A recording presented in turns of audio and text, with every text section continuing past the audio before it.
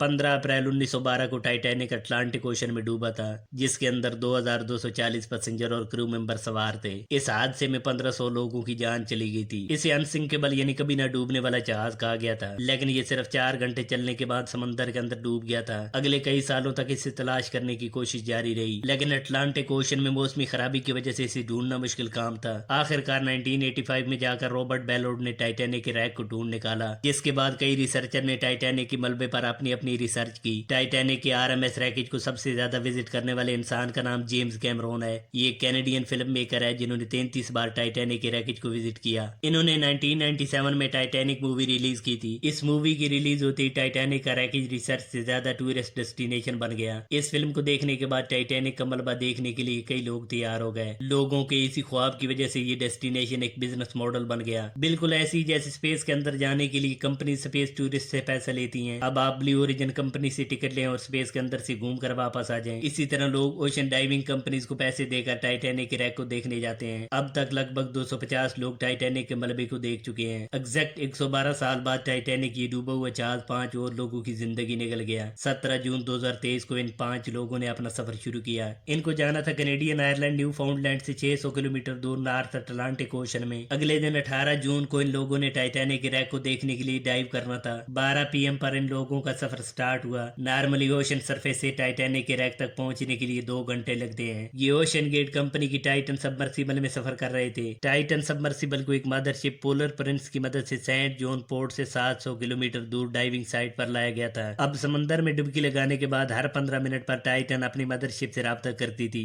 Titan submersible में बैठे 5 लोगों ने म्यूजिक लगाया हुआ था और इस एडवेंचरल सफर को एंजॉय कर रहे थे। ये सबमर्सिबल हर 15 मिनट के बाद पोलर प्रिंस को टेक्स्ट मैसेज के जरिए अपना स्टेटस बताती रही, लेकिन अगले 1 घंटे और 45 मिनट बाद टाइटन का राब्ता अपनी मदरशिप से टूट गया। अब किसी सबमर्सिबल का कम्युनिकेशन टूटना और वो भी ओशन गेट कंपनी की टाइटन सबमर्सिबल का कोई बड़ी परेशानी की बात नहीं थी, क्योंकि टाइटन इससे पहले भी एक डाइव में अपना कम्युनिकेशन खो बैठी थी। इसलिए पोलर प्रिंस पर बैठे क्रू मेंबर बड़े पुरुमीद थे। अब टाइटन की 15 मिनट डाइव बाकी थी टाइटैनिक के रैकेज तक पहुंचने के लिए। अगले 2 घंटे और 30 मिनट इन लोगों ने टाइटैनिक रैक के साथ गुजारने थे। ये टोटल 7 घंटों का ट्रिप था, इसलिए बाकी 2 घंटे 30 मिनट बाद टाइटन को पोलर प्रिंस के पास ओशन की सतह पर लौटना था। लेकिन हर बार कम्युनिकेशन टूटना ही नहीं होता, और बिल्कुल इस बार भी ऐसा ही हुआ था, क्योंकि 7 बज गए और टाइटन सबमर्सिबल का ना तो कम्युनिकेशन बहाल हुआ और ना ही वापस लौट के आई। 7:10 गुजरे तो पोलर प्रिंस पर मौजूद सभी लोग परेशान हो गए और उन्होंने टाइटन को तलाश करना शुरू कर दिया, लेकिन इस बार टाइटन मिलने का नाम ही नहीं ले रही थी। 9:40 पर इन्होंने यूएस कोस्ट गार्ड से मदद मांगी, जिसके बाद अगले दिन मंडे को सबसे बड़ा सर्च एंड रेस्क्यू ऑपरेशन शुरू हुआ, एक रेस टाइम के साथ, क्योंकि इस सबमर्सिबल में सिर्फ 96 घंटे की ऑक्सीजन थी। अब इन लोगों को जिंदा ढूंढने के लिए सिर्फ 4 दिन थे, क्योंकि 4 दिन के बाद ऑक्सीजन की खत्म होती ये लोग मर जाते। ये 5 लोग जब टाइटन के अंदर बैठे थे तो टाइटन को बाहर से नट बोल्ट के जरिए बंद कर दिया गया था। अब टाइटन ओशन सरफेस पर होती या पानी के अंदर वक्त सिर्फ 4 दिन का था,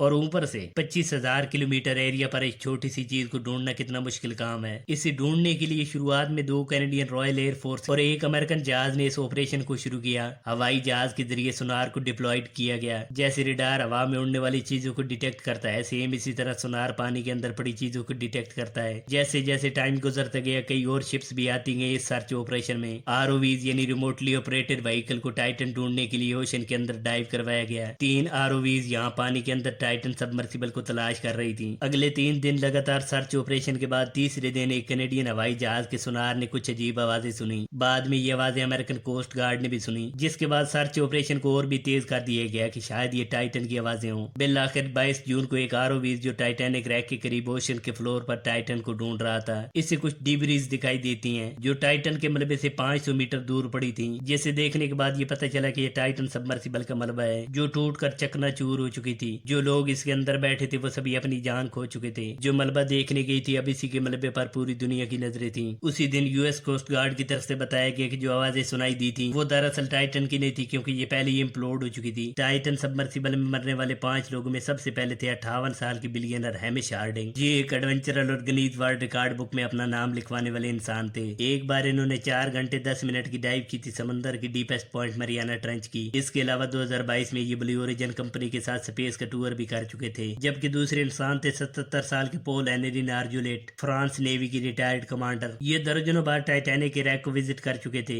इसलिए इस काम में सबसे ज्यादा एक्सपर्ट थे। तीसरे पैसेंजर पैसेंजर थे एक कैनेडियन पाकिस्तानी बिजनेसमैन शहजादा दाऊद और इनके 19 साल बेटे सलमान, जो पहली बार टाइटैनिक के मलबे को देखने जा रहे थे। अब 5वें नंबर पर आते हैं सबसे इंटरेस्टिंग इंसान, Stockton Rush, Ocean Gate company के सीईओ और इस टाइटन सबमर्सिबल को बनाने वाले। दरअसल इसी इंसान की इन्वेंशन ने इन 5 लोगों को मौत की घाट उतार दिया। ये प्रोफेशन के लिहाज से एक एरोस्पेस इंजीनियर थे, लेकिन आई वीकनेस की वजह से इन्हें ये प्रोफेशन छोड़ना पड़ा। इसलिए 2009 में इन्होंने ओशन गेट कंपनी बनाई, जिसका मकसद था पूरी दुनिया के अमीर तरीन लोगों को डीप सी एक्सपीडिशन करवाना टूरिज्म के तौर पर। ओशन गेट कंपनी ने 2021 से टाइटन सबमर्सिबल के टूर करवाना शुरू कर दिए थे। इससे पहले ये बाकी और शिपरेक्स के टूर करवाते थे। इस कंपनी के पास टाइटन के अलावा 2 और सबमर्सिबल थी, जिनमें एक एंटीपोड जो 300 मीटर और साइक्लोप्स जो 500 मीटर गहराई तक समुद्र के अंदर जा सकती थी। इसलिए टाइटन को बनाया गया 4000 मीटर गहराई में जाने के लिए, ताकि टाइटैनिक के पड़े रैक को देखा जा सके। ये सबमर्सिबल कार्बन फाइबर मटेरियल की बनी हुई थी, बस टाइटन नाम ही की तरह इसके अंदर टाइटेनियम इस्तेमाल किया गया था।